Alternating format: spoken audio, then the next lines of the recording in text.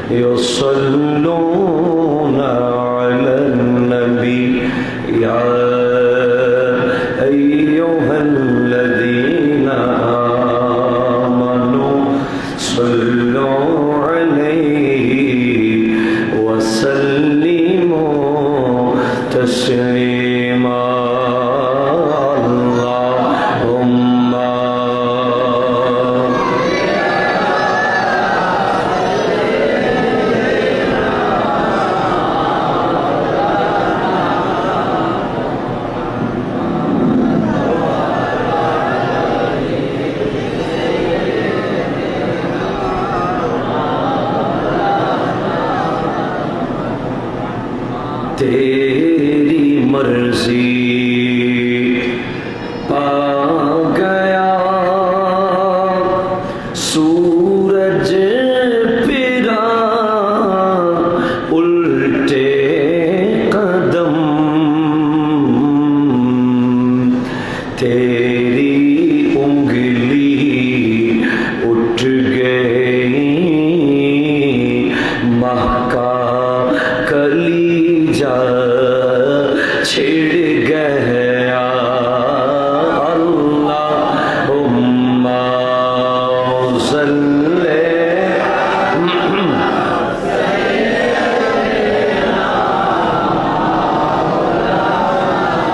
वअला अली सय्यदिना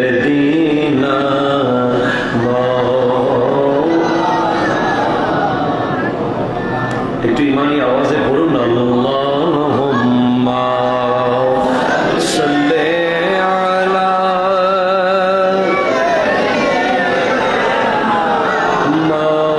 মাওলানা মুহাম্মদ ওয়া আলা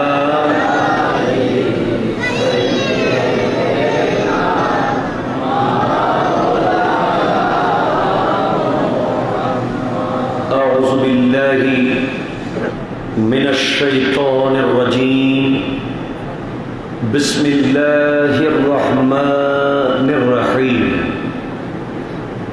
ولا تقولوا لمن يقتل في سبيل الله أموات بل أحياء ولكن لا تشعرون.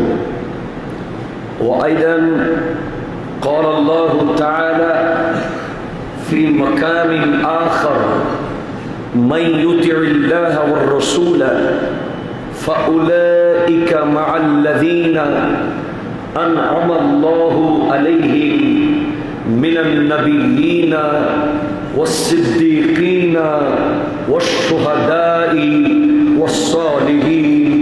وأيضا قال النبي صلى الله عليه وسلم الأنبياء أحياء في قبورهم يصلون ويرزقون إن الله حرم على الأرض تأكل أجساد الأنبياء.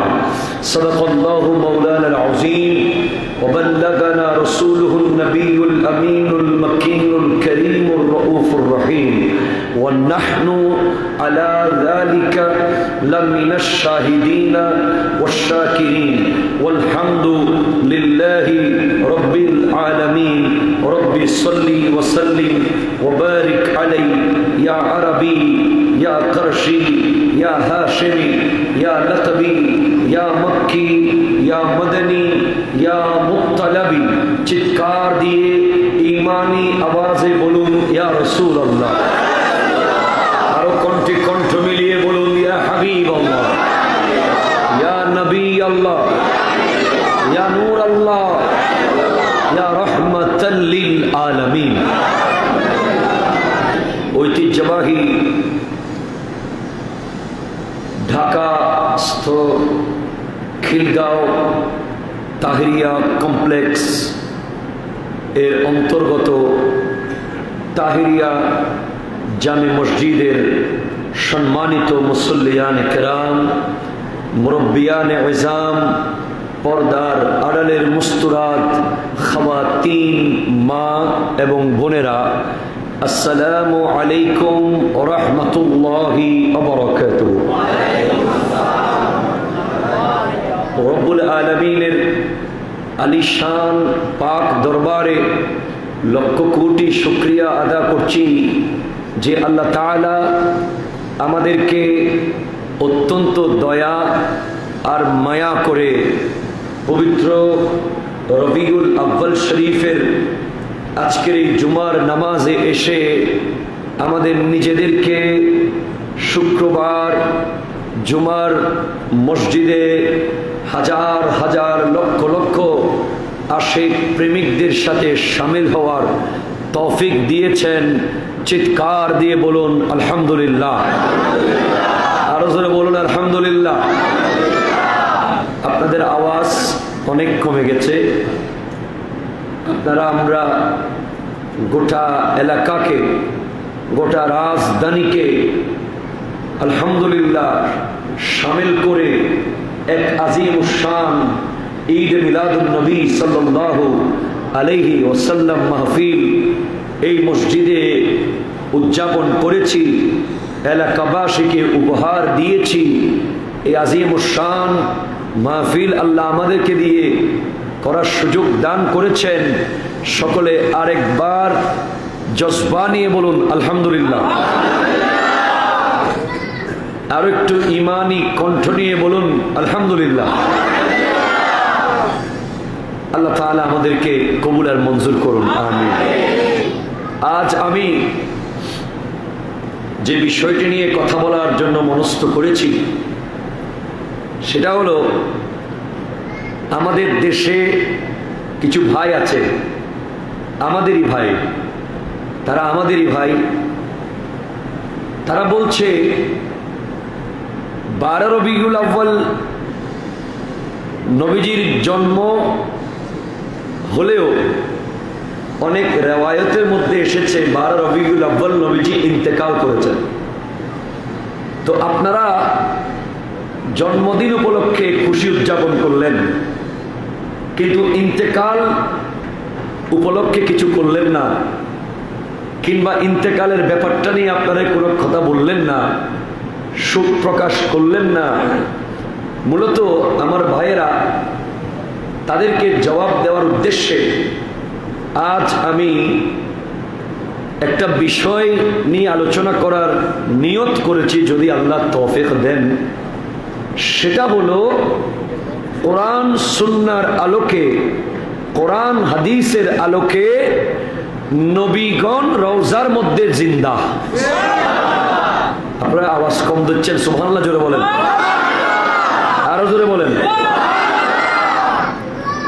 আপনাদের জজবা দিন দিন বাড়তে হবে, কারণ এই মসজিদ জজবার মসজিদ। ভাই কথা বলেন ঠিক কিনা? এই মসজিদ ওই মসজিদ যেখানে আসলে ইমানি জজবা বাড়তে হবে, কমা যাবে না। ইমানদারের আওয়াজ বেড়ে যেতে হবে। ঘরের মধ্যে আওয়াজ করতে পারছি না, অসুস্থ, এলাকায় অফিসে আদালতে আওয়াজ করতে পারছি না, অসুস্থ, কিন্তু যেই মাত্র মসজিদে প্রবেশ করে ফেলবেন তখন গলা ফাটিয়ে সুবহানাল্লাহ, আলহামদুলিল্লাহ, আল্লাহু আকবার এগুলো বলবেন। আল্লাহ আপনাকে এটার উসিলায় অন্য রোগও শেফা করে দেবে। আল্লাহ কবুল করুক, আমিন বলেন। এখানে আওয়াজ না করলে কোথায় করবেন? কারণ যুগে যুগে ১৫০০ বছর ধরে মসজিদ থেকেই হকের আওয়াজ উঠেছিল। কথা বলেন ঠিক? আরজ করছি ভাইরা, আমার ভাইদেরকে অনুরোধ করে বলছি, আপনারা বোঝার চেষ্টা করুন। এক নম্বরে, ইসলামের মধ্যে ৩ দিনের বেশি কোনো শোক পালনের নিয়ম আরো জোরে, শোক পালনের নিয়ম নাই। শুধুমাত্র স্ত্রী তার স্বামীর ইন্তেকালের পরে 40 দিন শোক পালন করবে। আর আমার নবী দুনিয়া থেকে পর্দা করেছেন প্রায় ১৫০০ বছরের উপরে চলে গেছে। এখনো কি শোক পালন করা যাবে? ১৫০০ বছরের কাছাকাছি। এক নম্বর। ২ নম্বর হলো, আমরা কোরআন কি বলে? নবীজির ইন্তেকাল আর আমাদের ইন্তেকাল কি এক? এক ভাই এক। কিতাবের নাম হলো বুশরিল কাইব বিলিকাইল হাবিব। লেখকের নাম আল্লামা জালালউদ্দিন সুয়ুতি রহমতুল্লাহ আলাইহি। উনি বলছেন,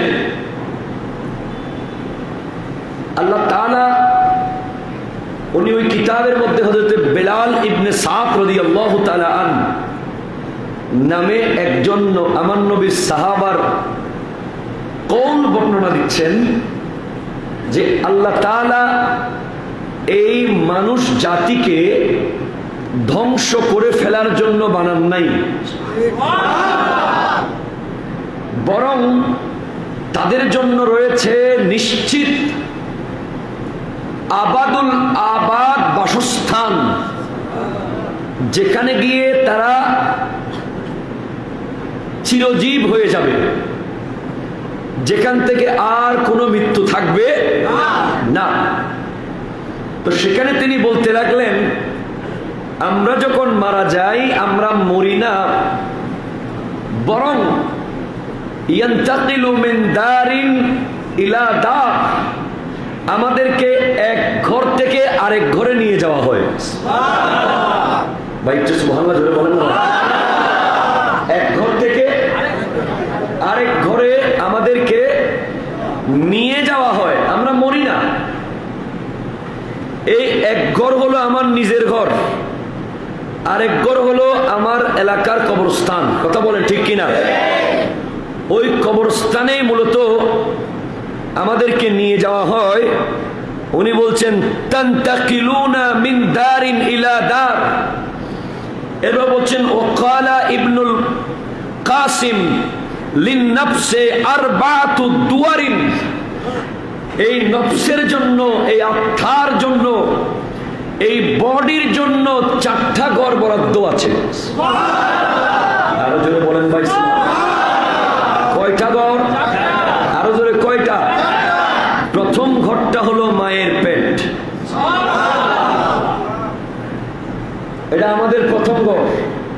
এবং বলা হচ্ছে ওটা কেমন ঘর? ওটা হলো ওয়াজালিকা মাহাল্লুদ দাইকি ওয়াল হাসারি ওয়াল গাম্মি ওয়াল যুলুমাতিস সালাসা। ওটা হলো সংকীর্ণ ঘর, ভয়ের ঘর, অন্ধকার ঘর, যে ঘরের মধ্যে আমি সোজা করে পা লম্বা করতে পারি নাই। কথা কর ঠিক কিনা? আমি সোজা করে হাত লম্বা করতে পারি নাই। যে ঘরের মধ্যে সার্বক্ষণিক ভয়ের মধ্যে আমি ছিলাম যে কোন সময় আমি মরে যাই। আমার মা ছিল আরো চিন্তিত, আপনার মা ছিল আরো চিন্তিত। ডান কাত হয়ে ঘুমাতে পারে নাই, বাম কাত হয়ে ঘুমাতে পারে নাই, নিচু হয়ে ঘুমাতে পারে নাই, ইচ্ছে মতো চেয়ার থেকে উঠে যেতে পারে নাই, ইচ্ছে মতো বসে যেতে পারে নাই। সব সময় ধরে দেখতে হয়েছে আমার নড়াচড়া আছে কিনা। কথা বলেন ঠিক কিনা বলেন? সেই মায়ের ঋণ শোধ করা অসম্ভব। এরপরে সেখান থেকে সেকেন্ড ঘর হলো পৃথিবী, যেখানে তুমি মায়ের পেট থেকে আগমন করেছো। এখন এই হাদিসের মধ্যে আসতেছে পৃথিবীর কাছে মায়ের পেট যত বড়,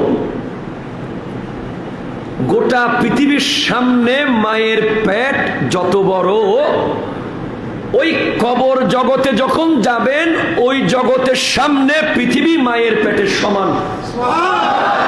আরো জোরে বলেন না ভাই সুবহানাল্লাহ। আপনি যখন কবর জগতে চলে যাবেন, ওই জগৎ এমন জগৎ যেখানে যাওয়ার পরে আপনাকে জিন্দা করে দেওয়া হবে। ওই কবরে আপনাকে জিন্দা করে বসিয়ে দেওয়া হবে এবং আপনাকে প্রশ্ন করা হবে। প্রশ্ন করার পরে মান রব্বুকা ওয়া মা দীনুকা ওয়া মা কুনতা তাকুলু ফি হাক্কি হাদার রাজুলে মুহাম্মাদিন সাল্লাল্লাহু আলাইহি ওয়াসাল্লাম। আপনি যখন বলে দেবেন রব্বি আল্লাহ, আমার রব তো আল্লাহ, ওয়া দীনিয়াল ইসলাম, আমার দ্বীন ইসলাম, এই দুটো প্রশ্ন উত্তর দেওয়ার পরে আপনি পরিত্রাণ পাবেন না। আপনার জন্য আসল প্রশ্ন হবে এই নূরানি পুরুষ সম্পর্কে তুমি কি বলতে। আরো জোরে বলেন না। আর তখন যদি আপনি বলতে পারেন তিনি আমার প্রাণ প্রিয় নবী, যাকে আমি জিন্দা নবী মনে করতাম, যাকে আমি ভালোবাসতাম, তখন আপনাকে জাহান্নামের একটা অংশ ভাবে দেখানো হবে। হাদা মাকআদুকা ফিন্নার, এটা তোমার জাহান্নামের অংশ ছিল। আবদালাকাল্লাহু তাআলা, আল্লাহ পরিবর্তন করে দিয়েছে। আল্লাহ রাসূল মুহাম্মদ সাল্লাল্লাহু আলাইহি ওয়াসাল্লামকে চেনার কারণে তোমার জাহান্নামটা এখন জান্নাতে পরিবর্তন হয়ে গেছে।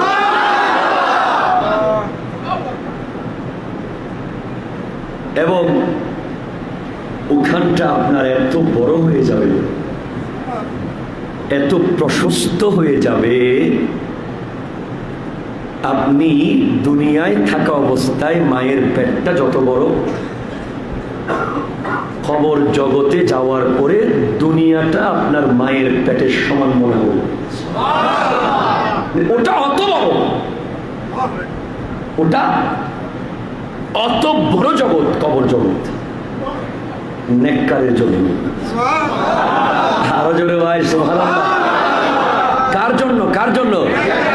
নেককারের জন্য, আল্লাহ ওয়ালার জন্য, যারা দুনিয়ার জগতে মসজিদের খিদমত করেছে, যারা আল্লাহর ঘরের জন্য নিজের জীবনের সব কিছু দিয়ে দিয়েছে, যারা আল্লাহর ঘরের জন্য টাকা দিয়েছে, পয়সা দিয়েছে, জমি দিয়েছে পৃথিবীতে, যারা আল্লাহর ঘরের জন্য, আল্লাহর নবীর মাদ্রাসার জন্য, ইয়েতিমের জন্য, মুসল্লিদের জন্য এগুলো যারা দিয়েছে, এই যে সব দেখছেন এই এলাকার বাউন্ডারির ভিতরে যা আছে, এভাবে যারা দেয়, দিচ্ছে, দিবে, তারা গিয়ে দেখবে এক বিশাল জগৎ। এবং আল্লাহ তাদেরকে বসাবে, বসিয়ে আল্লাহ নিজেই খুতবা পড়ে বিয়ে করাবেন। বেহরুরিন ঈন, একজন বড় বড় ডাগর ডাগর চোখওয়ালা হুরের সাথে। ওকে কাযালিকা জাওয়াজনাহু বিহুরিন ঈন। আপনি অবাক হয়ে যাবেন, আল্লাহ আমি তো শুনেছি কবর অত্যন্ত সংকীর্ণ ছোট, কিন্তু আমার কবরটা এত বড়, এত এত আজিম শান, এত লম্বা, এত বিশাল জগৎ। তখন উত্তর আসবে, তুই দুনিয়ার জগতে থাকা অবস্থায় তোর ধন সম্পদ, তোর মন মানসিকতা আমি আল্লাহর জন্য দিয়েছিলি। আরো জন্য ভাই সুবহানাল্লাহ বলেন না। তুই দুনিয়ায় থাকা অবস্থায় তোর চিন্তা চেতনা ধ্যান ধারণা টাকা পয়সা তুই সব অর্জন করতেছিলি, কিন্তু তোর মনের মধ্যে ছিল কিভাবে মসজিদে দেব, কিভাবে আল্লাহকে দেব। তুই তুই দুনিয়ায় থাকতে আমাকে দিয়েছিস, আজ কবরে আমি তোকে দিলাম। আল্লাহকে দেওয়া সম্ভব? সম্ভব। কিভাবে? মসজিদে। কথা কন না, ঠিক কিনা বলেন না? মসজিদে দিলে পাই কে? আরো জোরে। ঘরটা কার? ঘরটা কার? এটা সুন্দর হলে পাবে কে? এটা বড় হলে পাবে কে? এটা আলোকিত হলে পাবে কে? এটা প্রশস্ত হলে পাবে কে? আল্লাহ। আল্লাহ বোঝার তৌফিক দান করুন। আমি অনেক দূরে চলে গেলাম। তো আল্লাহ বলছেন সূরা বাকারার 154 নম্বর আয়াত, আল্লাহ নিজেই বলছেন, ওয়ালা তাকুলু, তোমরা বলিও না, লিমান ইউকতালু ফি সাবিলিল্লাহি আমওয়াতুন, যারা আল্লাহর রাস্তায় শহীদ হয় তাদেরকে তোমরা মৃত বলিও না। অর্ডারটা কার? এরপরে আল্লাহ আবার বলিয়ে দিচ্ছেন। তো আমরা প্রশ্ন করতে পারি, আল্লাহ তাদেরকে কি বলবো? তারা যদি না মরে তো কবরে দিলাম কি হয়েছে? বলে না, বাল আহিয়া, তারা কবরের মধ্যে জিন্দা, ওয়ালাকিন লা তাশউরুন, কিন্তু তোমরা বুঝতে পারছো না। এই আয়াতের মাধ্যমে আল্লাহ আমাদের জুবানে তালা মেরে দিলেন। কোথায়? মুখে। যেন আমরা শহীদদেরকে কি না বলি? মৃত না বলি। এখন জবান বন্ধ হলে কি আপনার মনের দরজা তো খোলা? কথা ঠিক না? আপনার মুখে না তালা মারছে আল্লাহ, আপনার কলবের দরজা। আপনি যদি মনে মনে আমাকে গালি দেন, আমি কি দেখতেছি? আপনি মুখে আমাকে দেখলেই খতিব সাহেব হুজুর আপনাকে বড় মহব্বত করুন, কিন্তু আপনার হৃদয়ের থেকে যেটা আসবে সেটাই আমার জন্য ইম্পর্টেন্ট বেশি। আপনার দিলের মধ্যে যদি আমার প্রতি মহব্বত থাকে, আমার দিলে যদি আপনার প্রতি মহব্বত থাকে, এটাই হলো ঈমান এবং ইসলাম। শুধু মুখে বলার নাম ইসলাম নয়, তাসদীকুম বিল জানান, ইকরারুম বিল লিসান, আমল বিল আরকান। মুখে বলা, অন্তরে ধারণ করা এবং কাজে পরিণত করা, এই তিনটাই হলো ইসলাম। সুবহানাল্লাহ জোরে বলেন। তো আল্লাহ তো জানেন তার বান্দাদের অবস্থা কি। অনেকে আমাদের সামনে এসে মুখে হয়তো বলবে শহীদরা জিন্দা, শহীদরা জিন্দা, কিন্তু মনে মনে বলবে না না না না, শহীদরা জিন্দা কেমনে হয়, ওরা কাফন দাফন দিছি না। এখন আল্লাহ বলতেছেন সেটাও বন্ধ করে দিচ্ছি। সূরা আলে ইমরানের 169 নম্বর আয়াতটা খোলো। আল্লাহ বলছেন, ওয়ালা তাহসাবান্নাল্লাযীনা কুতিলু ফি সাবিলিল্লাহি আমওয়াতান, তোমরা শহীদদেরকে মৃত ধারণাও করিও না। তাহিরিয়ার মুসল্লিদের আওয়াজ কি কমে গেল নাকি?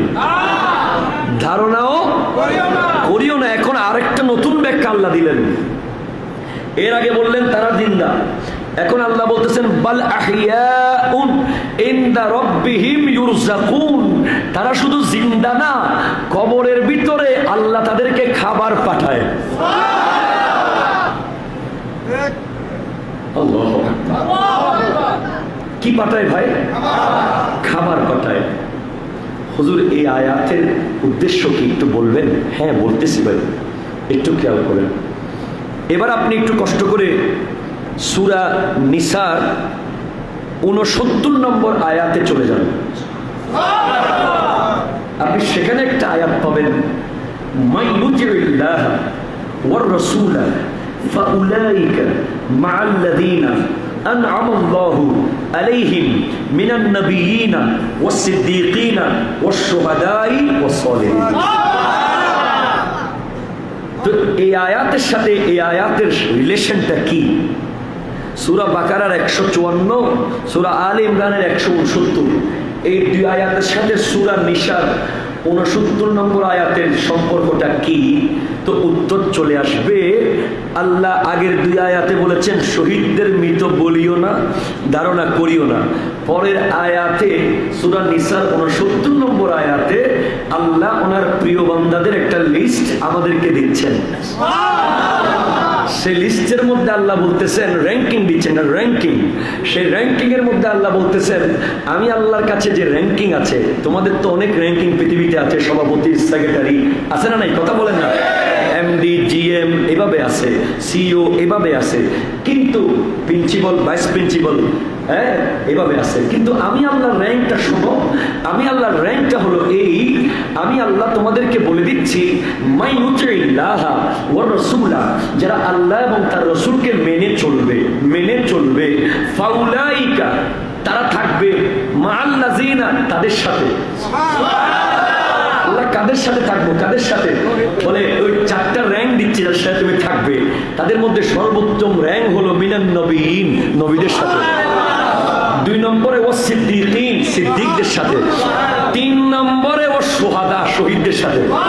4 নম্বরে ও সালেহীন, ওলিদের সাথে। এগুলো আমার কথা না কোরআনের কথা ভাই? কোরআনের বাইরে একটা কথা বলেছি আমি?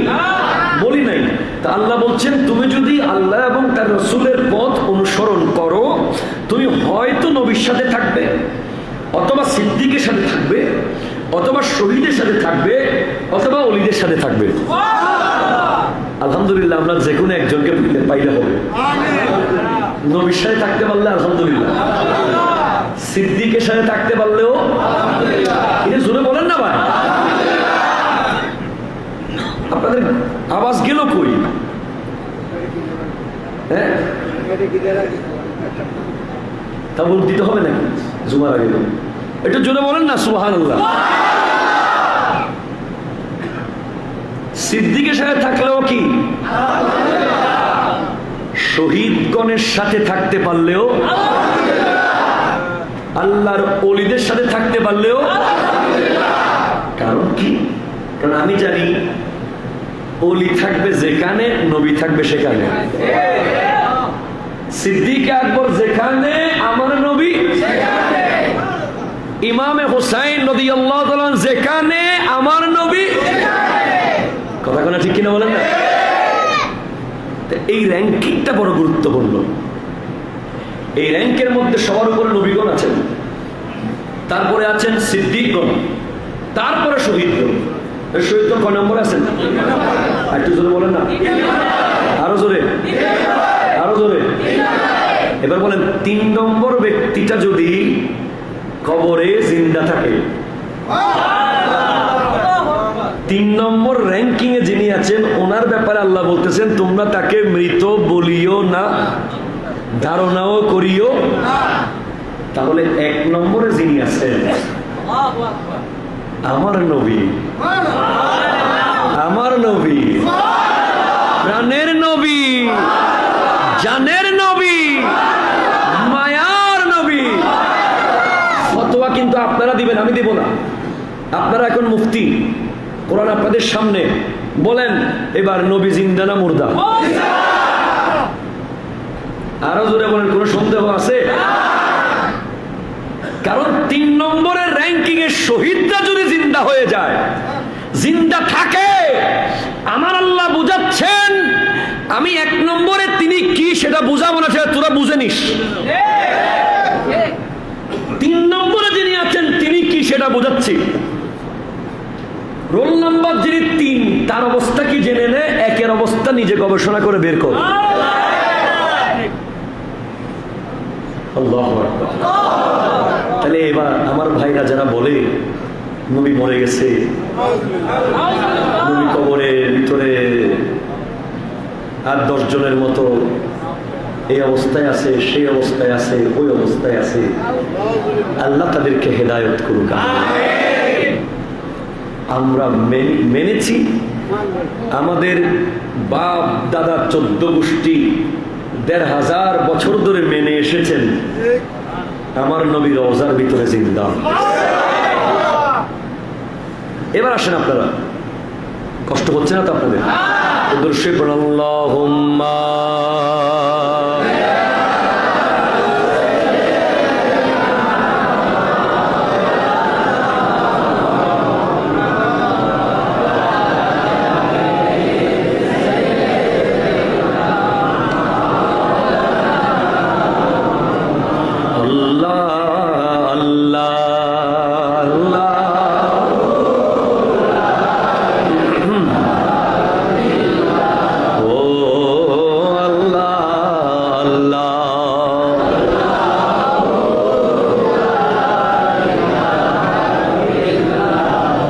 সুবহানাল্লাহ।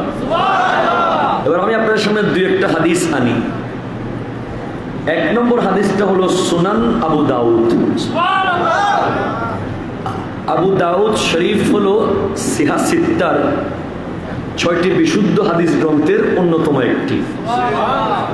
বুখারী, মুসলিম, নাসাই, তিরমিজি, ইবনে মাজা, আবু দাউদ। সেখানে হযরতে আউস রাদিয়াল্লাহু তাআলা আন থেকে বর্ণিত একটি হাদিস, রাসূল সাল্লাল্লাহু আলাইহি ওয়াসাল্লাম ইরশাদ করছেন, ইন্না মিন আফদালি আইয়ামিকুম ইয়াউমাল জুমআহ, তোমাদের সবচেয়ে উত্তম দিন হলো সপ্তাহের মধ্যে জুমার দিন। এবং মানে ফিহি খুলিকা আদামু ওয়া ফিহি নাফখাতু ওয়া ফিহি সাকাতু, বলা হচ্ছে ওই দিন আদমকে সৃষ্টি করা হয়েছে, ওই দিন তার রূহ কবজ করা হয়েছে, ওই দিন সিংহায় ফুঁক দেওয়া হবে। ইসরাফিল আলাইহিস সালাম যে সিংহা নিয়ে অপেক্ষারত আরশের দিকে তাকিয়ে আছে, সেই সিংহার মধ্যে পৃথিবীতে যত প্রাণী আছে ততটা ছিদ্র আছে। উনি ফু দিবেন 3 বার। প্রথমবার যখন ফু দেবেন, গোটা পৃথিবী ভীত সন্ত্রস্ত হয়ে যাবে, ভীত সন্ত্রস্ত হয়ে সবাই এমন ভয় পাবে, মা তার কুলের বাচ্চাকে ফেলে দৌড় মারবে, বাবা তার ছেলে মেয়েকে ফেলে দৌড় দেবে। তখন সবাই এক প্রান্ত থেকে আরেক প্রান্তে দৌড়াবে ভয়ে। এরপর সেকেন্ড ফু যখন দেবেন, সবাই মরে যাবে, জমিনে আর কেউ থাকবে না। এরপর 3rd বার যখন ফু দেবেন, সবাই দলে দলে কবর থেকে উঠে যাবে, সবাই উঠবে, উঠে হাঁটতে থাকবে। আর আমার নবী বলছেন, আমি প্রথম যিনি রওজা থেকে প্রথম উঠবো। হ্যাঁ, শুক্রবার থাকবে সেদিন, যেদিন ফুটা দেওয়া হবে। এরপরে বলা হচ্ছে, ফাকসিরু আলাইয়া মিনাস সালাতি, তোমরা শুক্রবারে আমি নবীর উপরে বেশি বেশি দরুদ পড়ো। কি বারে ভাই? আরো ধরে কি বারে? এই যে জুমার খুতবা শুরু করার আগে আপনাদেরকে দরুদ শরীফ পড়াই, এরপরে নামাজ শেষ করে দরুদ শরীফ পড়াই, এরপরে মোনাজাতের শুরুতে দরুদ শরীফ পড়ি, এরপরে মোনাজাতের শেষে দরুদ শরীফ পড়ি, এরপরে নামাজের ভিতরে দরুদ তো আসেই। আচ্ছা, এগুলো কি হাদিসে আছে নাকি নাই? আমি হাদিস বললাম, আপনারা বুঝতে পারতেছেন তো? নবীজি নিজেই বলতেছেন, ফাকসিরু আলাইয়া মিনাস সালাত ফিহি ফাইন্না সালাতাকুম মারুদাতুন আলাইয়া। কারণ হলো শুক্রবারে দরুদ শরীফ আমি নবীর কাছে নিয়ে আসা হয়। কি করা হয়? শুক্রবারের দরুদ শরীফ আমি নবীর কাছে পেশ করা হয়।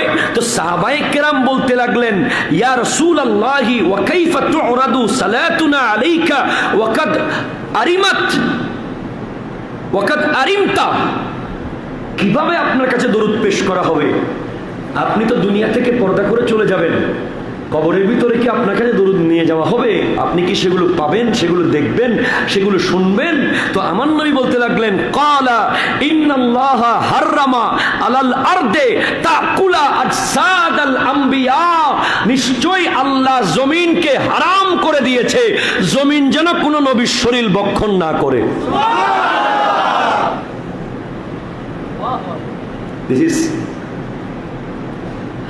সহিহ হাদিস। কি হাদিস বলেন না ভাই, আরো জোরে। আপনি যে প্রশ্নটা এখন করতেছেন সেটা ১৫০০ বছর আগে সাহাবায়ে কেরাম করে নিয়েছে। আপনি যে প্রশ্ন তুলতেছেন নবী কবরের ভিতরে রওজার ভিতরে শুনবে কিনা, উনি বুঝে কিনা, আমরা যখন জিয়ারত করি আপনি বলেন ওখানে কে আছে, উনি কি দিতে পারবে কিনা, উনি নিজেই সমস্যায় আছে, নাউজুবিল্লাহি মিন যালিক, এরকম বলে কি বলে না ভাই, বলেন না? আমি এই মসজিদে যেদিন থেকে জুমা নিয়েছি আমি এখনো কোনো দুর্বল হাদিস বলি নাই, সব সহিহ হাদিস বলেছি এবং ভবিষ্যতেও সহিহ হাদিস বলবো ইনশাআল্লাহ। আল্লাহ কবুল করার তৌফিক দান করুন, আমিন বলেন না? আল্লাহ কবুল করুন। তো এবার বলেন আপনি, নবীজি বলছেন তোমরা শুক্রবারে আমার উপর বেশি বেশি দরুদ পড়ো, কারণ তোমাদের দরুদগুলো আমার কাছে পেশ করা হবে। ইয়া রাসূলুল্লাহ, আপনি সেখানে শুনবেন, জবাব দেবেন, বুঝবেন, থাকবেন, অনেক প্রশ্ন হতে পারে। তো নবীজি বলছেন হ্যাঁ, কারণ আল্লাহ জমিনকে আদেশ দিয়েছে জমিন কোন নবীর শরীর টাচ করতে পারবে না। আর আশিক তো বলে দিয়েছে, প্রেমিকরা বলেছে জমি मैली नहीं होती, जमी मैली नहीं होती, जमन मैला नहीं होता, मोहम्मद के गुलामों का कफन मैला नहीं होता।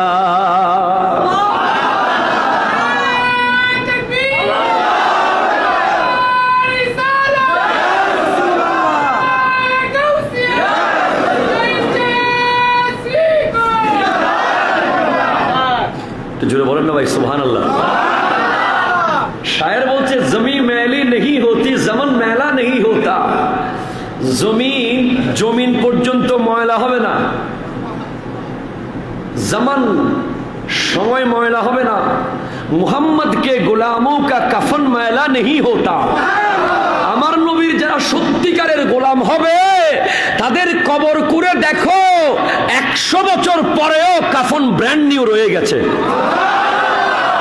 আরো জোরে, ময়লা হবে, নবীর গোলাম হয়ে যাও। এরপরে আন আবি দারদাই, হযরতে আবু দারদা রাদিয়াল্লাহু তাআলা থেকে বর্ণিত, قال قال رسول الله সাল্লাল্লাহু আলাইহি ওয়াসাল্লাম, তিনি বলেন আমার নবী থেকে বর্ণিত, আকসিরুস সালাত আলাইয়া ইয়াউমাল জুমআহ, তোমরা শুক্রবারে আমি নবীর উপরে বেশি বেশি দরুদ পড়ো। এরপরে বলে ফাইন্নাহু মাশহুদুন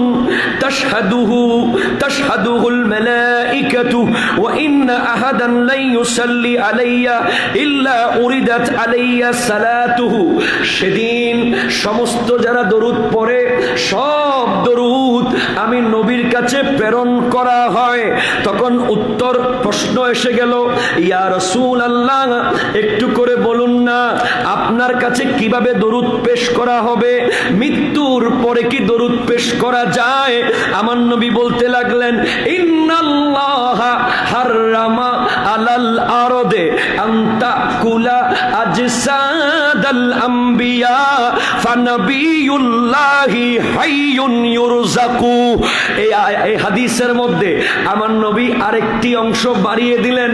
নবী বলতে লাগলেন আল্লাহ জমিনকে হারাম করে দিয়েছেন নবীদের শরীর যেন টাচ না করে, নবীগণ রওজায় জিন্দা, তাদেরকে জান্নাতের খাবার দিয়ে দেওয়া হয়।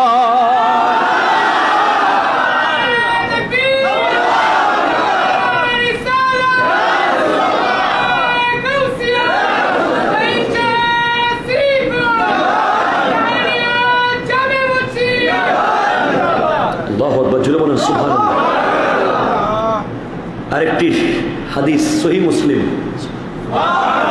কোন মুসলিম বলেন না? নবীজিকে দেখার ইচ্ছা আছে না নাই? কার কার আছে ডান হাত? আল্লাহু আকবার।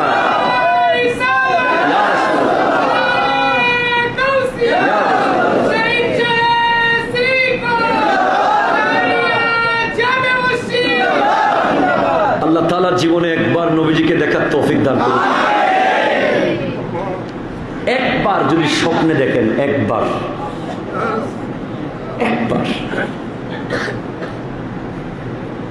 একটা জিনিস ফেলে দেন, নবীকে দেখতে পাবেন ইনশাআল্লাহ।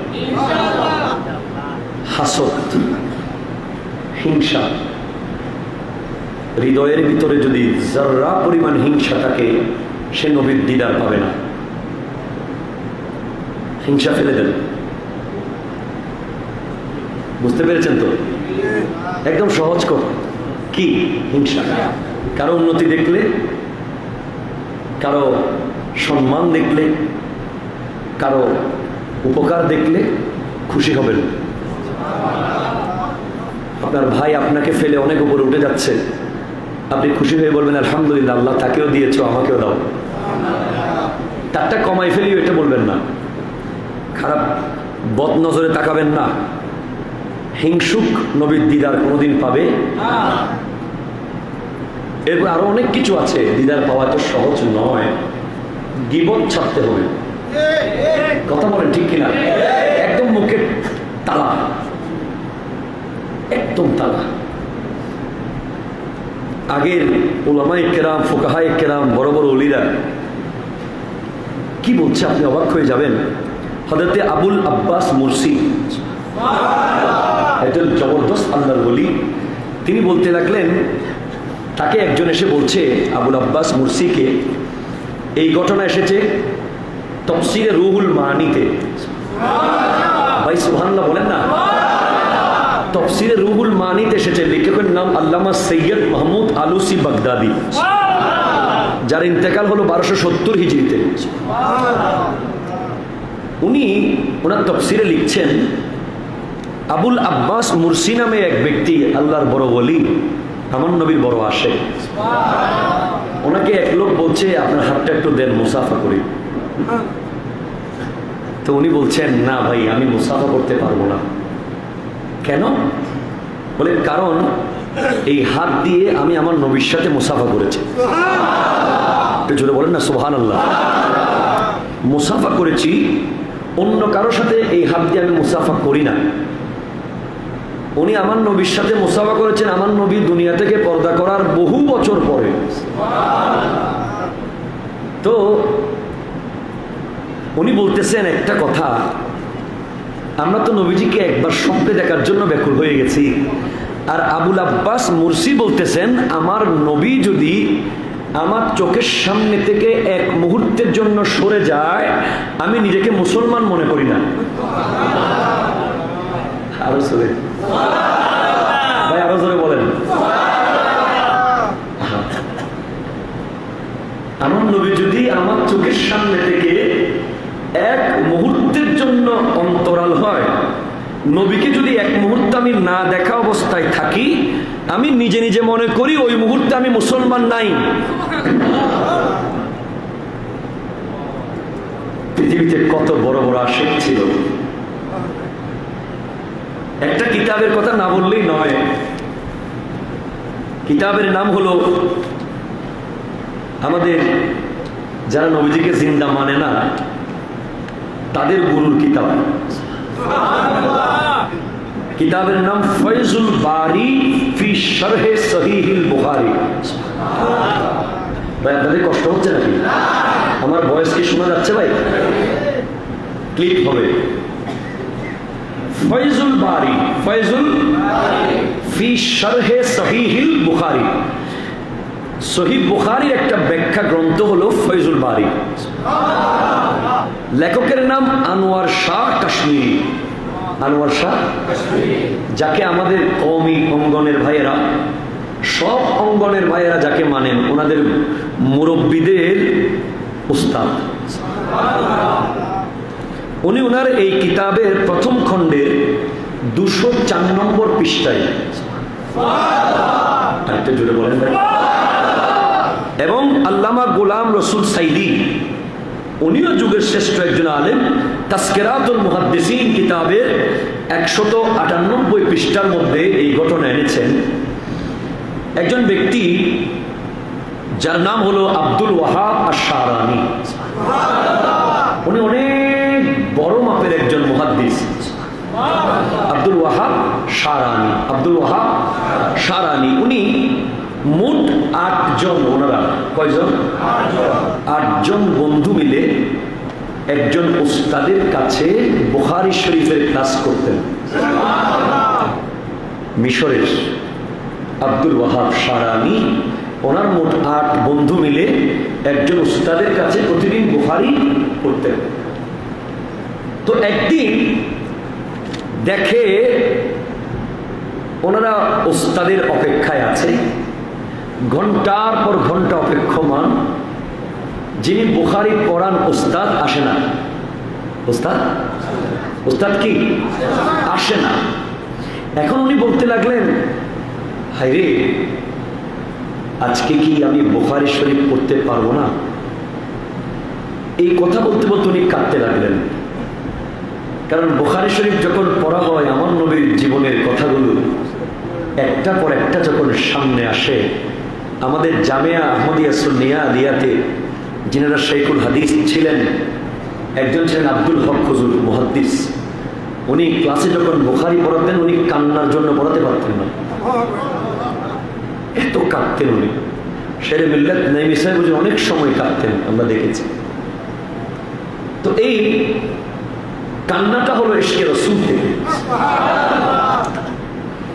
কারণ বুখারী শরীফ যিনি লিখেছেন, তিনি বলতেছেন, আমি যখন এই বুখারী লিখতেছি, আমি প্রথমে ওযু করতাম, ইমাম বুখারী বলছেন, এরপর 2 রাকাত নফল নামাজ পড়তাম, এরপর মুসল্লায় বসে মুরাকাবা করতাম, জায়নামাজে বসে, ইয়া রাসূলুল্লাহ, এটা কি আপনার হাদিস? আর আমার নবী নিজেই এসে আমাকে বলে দিতেন, এটা আমার হাদিস, তুমি লেখো। সেজন্য এই বুখারী শরীফ আসাহুল কুতুব বাদা কিতাবিল্লাহ তাআলা, আল্লাহর কোরআনের পরে জমিনের উপরে সবচেয়ে সহিহ বিশুদ্ধ কিতাবের নাম সহিহ বুখারী। তো আব্দুল ওয়াহাব শারানি অপেক্ষায়, উস্তাদ আসে না। এক পর্যায়ে অজরে কাঁদছে, আল্লাহ, আজকে কি বুখারী পড়তে পারবো না? এ রব্বুল আলামিন, আমার উস্তাদ কই? আজকে কি বুখারী পড়তে পারবো না? আমার নবীর জীবনের ঘটনাগুলো কি শুনবো না? আমার দয়াল নবীর প্রেমের সেই ইতিহাস আজকে কি জানবো না? কিছুক্ষণ পরে দেখে একজন নূরানি চেহারাওয়ালা, আরো জোরে, গোটা এলাকা আলোকিত হয়ে গেল। একটা নূর যেন আসতেছে সামনে, গোটা এলাকা আলোকিত আলোকিত চমকাচ্ছে নূর। এসে সরাসরি উস্তাদের আসনে বসে গেলেন। বসা মাত্রই উস্তাদ আগের দিন যেখানে পড়িয়েছিলেন, ঠিক ছাত্ররা কেউ বলতে হয় নাই যে হুজুর এখান থেকে পড়া। ওই উস্তাদ, নতুন উস্তাদ যিনি আসলেন, উনি সরাসরি কিতাব খুলে সেখান থেকে পড়ানো শুরু করে দিলেন। এবং আগের উস্তাদ যা পড়িয়েছিল তার চেয়ে আরো মধুর, আরো প্রাণবন্ত, আরো হৃদয় প্রশান্ত ভাবে বুখারী পড়ালেন। পড়ানোর পরে ওই নুরানি চেহারাওয়ালা উস্তাদ যখন চলে যাচ্ছেন, ক্লাস শেষ করে আব্দুল ওয়াহাব শারানি গিয়ে উস্তাদের কদমে লুটিয়ে পড়লেন, বলে, হুজুর আপনি কে? আপনাকে তো কোনোদিন দেখলাম না, আপনি কে একটু বলুন না, আমাদের উস্তাদ কোথায়? তখন ওই নুরানি চেহারাওয়ালা জাত বলতেছেন, এই আব্দুল ওয়াহাব শারানি, তুমি বুখারী পড়ার জন্য এমন ব্যাকুল হয়ে গেছো, তোমার ভিতরে আল্লাহর রাসূলের মুহাব্বত এত বেশি প্রাধান্য লাভ করেছে, তোমার ইচ্ছা দেখে, তোমার প্রেম দেখে আমি মুহাম্মদ মুস্তাফা রওজা থেকে এসে তোমাদেরকে বুখারী পড়িয়ে দিলাম।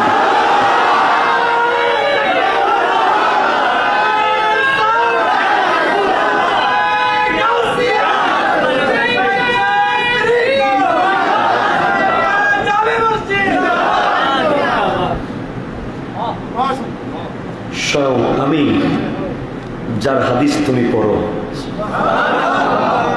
আমি নিজে এসে তোমাদেরকে বুখারী পড়িয়ে দিলাম। হুজুর আমাদের উস্তাদ কই, উনি অসুস্থ। আল্লাহ রসুল আসতে পারে কি পারে না? আরো জোরে, কোনো সন্দেহ আছে? নাই। ইনশাআল্লাহ আল্লাহ তৌফিক দান করলে এখান থেকে সামনে যাব। আল্লাহ যদি আমাকে আগামী জুমায় আনে, একটু দোয়া করি এনে যেন আসতে পারি। ও আখিরু দাওয়ানা আনিল হামদুলিল্লাহি রাব্বিল